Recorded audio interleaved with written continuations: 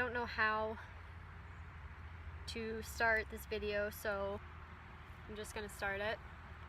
I'm sitting here already struggling with saying just the most basic sentence about what I'm talking about. It has been 10 years and it's still hard to say.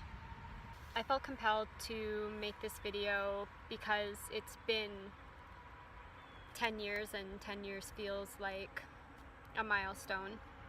Which, side note, is something I actually find really weird, that people have picked random years to apply arbitrary meaning to. Like, we had a surprise party for my grandma this year. It was her 75th birthday, and people kept saying 75 is a big year, it only happens once. Well, yeah, that's kind of how birthdays work. I am avoiding the topic. I actually really struggled for months about whether or not to share this, to talk about this. I was worried about it being too negative, but then I realized that that is the exact problem. So I'm going to talk about it. Mike died 10 years ago. 10 years ago today, I woke up to a phone call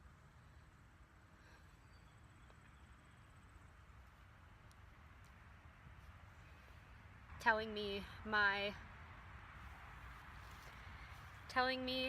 boyfriend had an accident just 3 hours earlier and didn't survive. He was supposed to be picking me up later that day to get lunch to celebrate his birthday.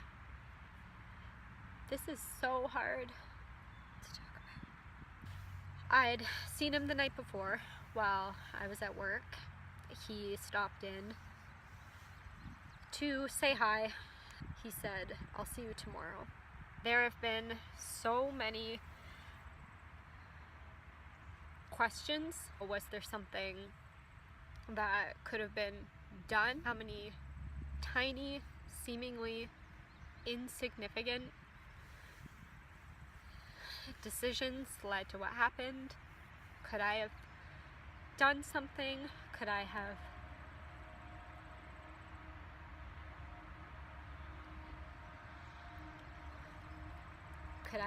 changed anything? I don't know. What I do know is that to this day, I wish I had said the things that I wanted to say when he called me saying he'd rather spend his birthday with me instead of going out. I wish I'd said, "Yeah, I'd love that. Come over after work." And now I have things I wish I could say, but I'll never really be able to. I'm sorry.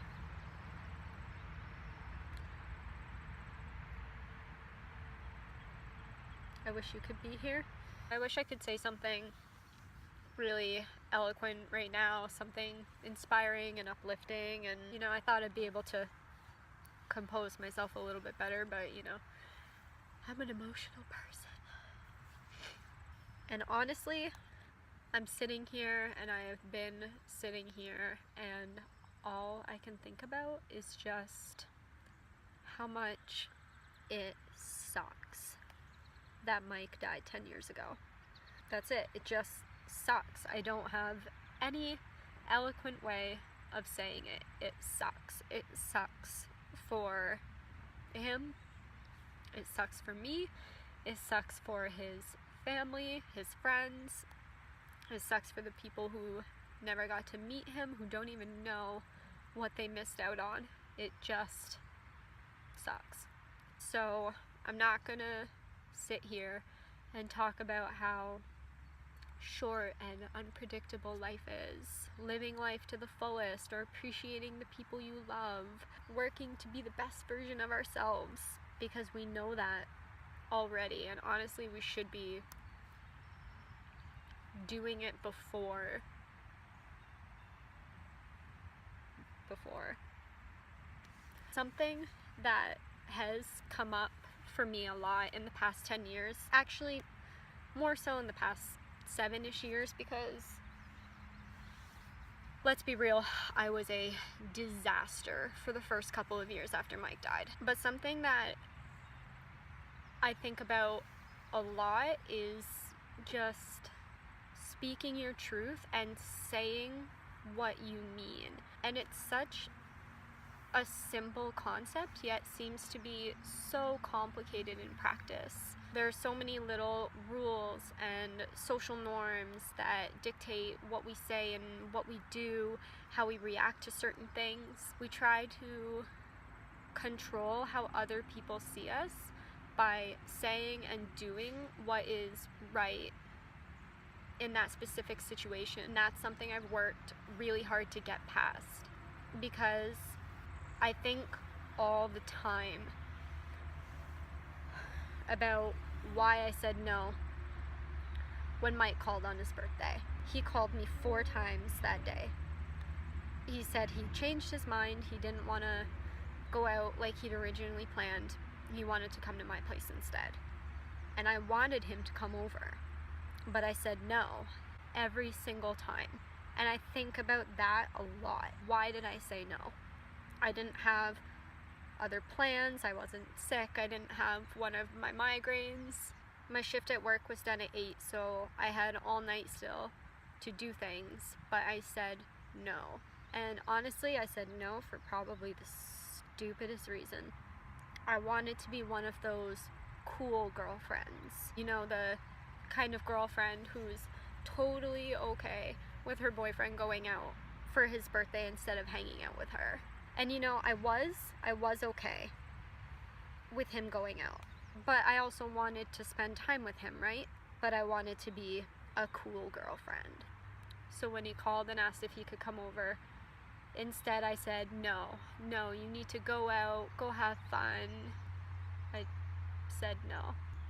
And I know that maybe if I had done things differently and told him to come over, maybe he would have had a different accident on his way to see me, and I would be exactly where I am now, blaming myself for that instead. I've thought about that possibility too. I've thought myself in circles over it, over and over again. But more than I think about that, I just think about how much I wish I'd said yes. And I think too about how things were handled after Mike died by myself and by other people. Again, just things not being said when they should have been. Something that I noticed is that people would ask how I am, but then they would answer the question themselves with the answer that they were hoping for. They'd say, how are you? You seem like you're doing so good. You're handling this so well. You're so strong. And I get it. Death and grief and anger and depression are uncomfortable things to deal with, and I get that, but they are so much worse if you don't deal with them. What was I supposed to say? Well, no, actually, I spent last night thinking about the most effective ways to kill myself, but that's not really an appropriate thing to say in this situation. So instead I'll say, yeah, I'm taking things day by day, you know? It gets a little easier every day. No, it got harder every day. I couldn't talk to people about how I was feeling. Death is a hard thing to deal with, and even harder when it's made to feel like it's a burden on other people, which a lot of people do without realizing it. I know that it was never an intentional thing. I think it's easy to do when the loved one of someone else dies.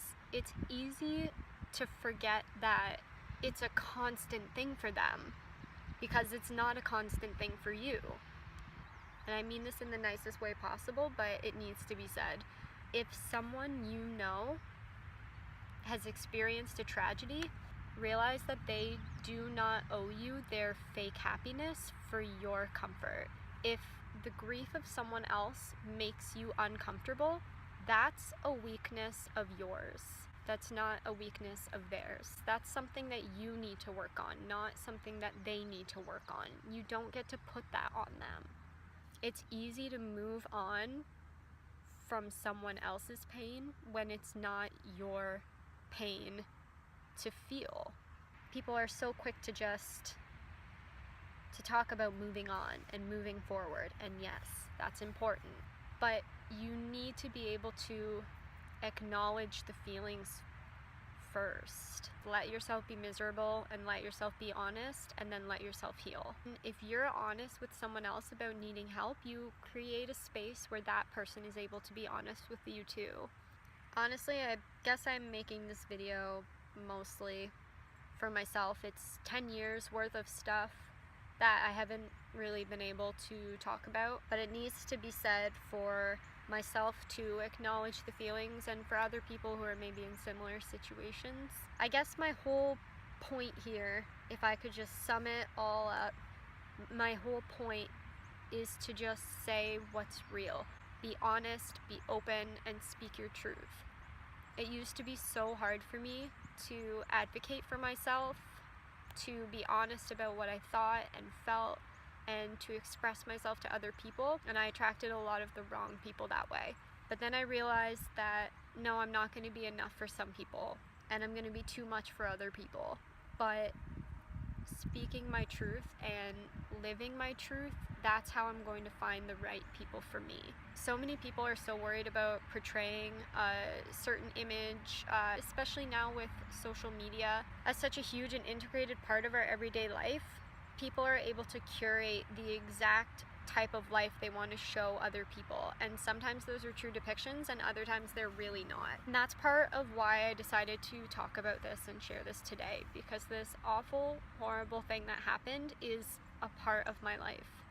And I used to be so afraid of sharing that part and talking about that part because so many times I was just shut down because of it. It took a long time and I had to work really hard to get to a point where I could start coming to terms with what happened and just start to heal from it and get to a good point with myself. There's a spider on my leg. I want it off. I got it. Now I'm paranoid. There's a vulnerability that comes with being so open and honest about who you are and what you love and how you feel. A lot of people view vulnerability as a weakness. You gotta just be open about the things that make you feel. I think vulnerability is a strength. It's not a weakness. But if you're around someone who makes you feel like you need to hide or stifle or lessen yourself when you're around them, then they're not someone that you should have in your life. You need to fully and completely embrace who you are, and you need to be around people who do too. And you need to embrace who other people are, and we need to just create a space for ourselves and for each other where we don't feel like we have to prove ourselves or our worth or our value. We are inherently valuable. We are all worthy of love, happiness, and abundance. We shouldn't be taking that away from ourselves or from other people. During the 2 years before I met Seamus, I went through a lot of personal changes. Friendships fell apart. I ended a really unhealthy romantic relationship. I got out of other unhealthy relationships. I reached the lowest point I've ever reached in my life. And then I started going to therapy, and I started working through all of the things that had completely destroyed me. I started coming to terms with all of my life experiences and how they affected me and how I could take back my power over those things. I started recognizing patterns in my own life of attracting people who were unhealthy for me. Those were the relationships that I was used to. Those were the relationships that I believed I deserved, and I believed those unhealthy relationships were normal. And it took a lot for me to realize that they were not normal at all. I had to completely rebuild myself and realize that I was so much more than the things I'd been told by other people and more than the things I've been telling myself. For me, there were very real consequences for something as simple as not saying what I wanted to say. And I get that what happened was not directly my fault. Trust me, I spent years in therapy working through that. But before therapy, I saw Mike's death as a direct result of what I did. It was so simple to me. I said no, so he died. The guilt of that was so heavy, it almost killed me. And I had to work through that guilt, and I had to stop seeing myself as the direct catalyst for what happened. I do get that. But there's still that part of me that wonders sometimes, you know. And I think that's why it's so important for me now to not put myself in that kind of situation again. You know, I don't ever want to regret saying yes when I wanted to say no, or saying no when I wanted to say yes. Say what's real. I don't know. I guess that's just, I really don't know. Oh, I feel like I'm rambling. It's just become such an important part of my life, and it's such a simple thing to just say what you mean. Communication, honesty, and vulnerability lead to real connection. I think I want to just finish this off by talking a little bit about Mike. I think sometimes the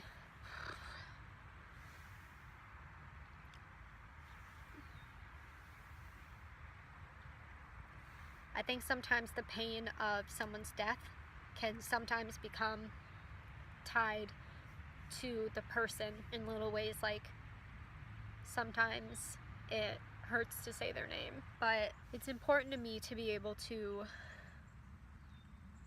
honor the time that Mike spent here and the time that he spent with me. He was smart and funny and kind and honest. We started talking in law class, actually. I was listening to the soundtrack for Moulin Rouge, and he asked me what I was listening to, so I made him listen to one of the songs. And then one thing led to another, and we realized that he had never seen Moulin Rouge and I'd never seen any of the Star Wars movies. So we made an agreement that we would get together and he would watch Moulin Rouge and I would watch the Star Wars movies, which in hindsight I kind of got screwed on that deal. I had to watch 6 movies before he watched one. We once went to the bookstore together and we agreed that we would both just pick a random book from an author that we'd never heard of, and then we would read the book that we'd chosen and then switch and then see who would pick the better book. There's still little things that come up that make me think about him still. I thought about him the first time I watched Moulin Rouge again.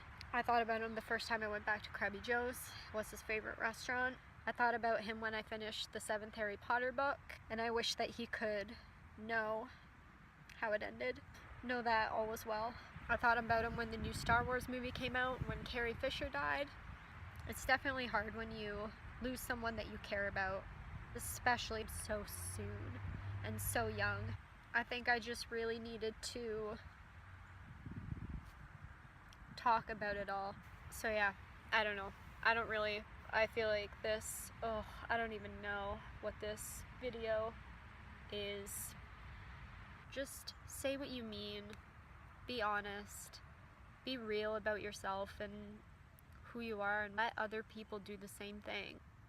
I guess that's my main point here. I don't know, I'm sitting here trying to figure out how to end this video and I honestly just don't even know. So I guess if you've watched this and if you're still watching this, then thanks for your patience. Alright, that's it, I guess. Just love people. Love yourself. Be nice. It's not that hard, okay? It's not hard. Be nice to people. Be nice. Say what you mean. Goodbye.